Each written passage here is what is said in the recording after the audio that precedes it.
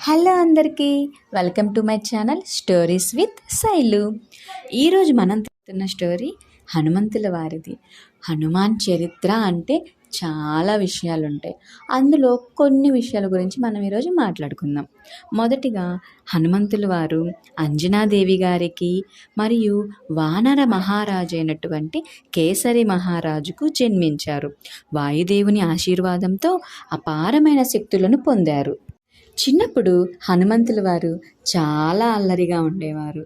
అయితే ఒకసారి ఆకాశంలోని సూర్యుడిని చూసి బగబగా మండుతున్న ఆ సూర్యుడు ఎర్రగా కనిపించడంతో సూర్యుడిని పండుగా భావించి ఆకాశంలోకి ఎగిరి పట్టుకోవడానికి ప్రయత్నించారు.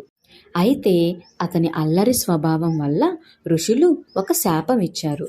తన శక్తి ఎవరో గుర్తు చేసే వరకు హనుమంతుడికి మర్చిపోతారు. కాలక్రమేణా హనుమంతుడు శ్రీరాముడిని కలిశారు. ఆ క్షణం నుంచి ఆయన అత్యంత భక్తుడిగా మారిపోయారు.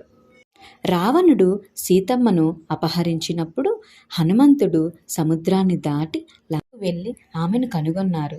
శ్రీరాముని గుర్తుగా ఉంగరాన్ని ఇచ్చి ఆశను నింపారు. తరువాత రావణుని సైన్యం చేతబట్టుబడి తన తోకకు నిప్పు పెట్టినప్పుడు అగ్నికి ఆహుతి చేశారు.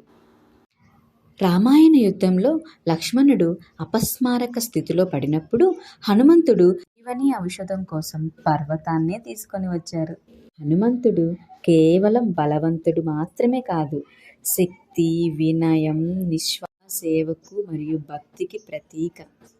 ఇప్పటికీ కోట్లాది మంది ఆయనను పూజిస్తూ కష్టాల నుంచి రక్షించమని ప్రార్థిస్తున్నారు. ఇంకా మరిన్ని విషయాలు తెలుసుకోవాలని ఆసక్తిగా ఉందా?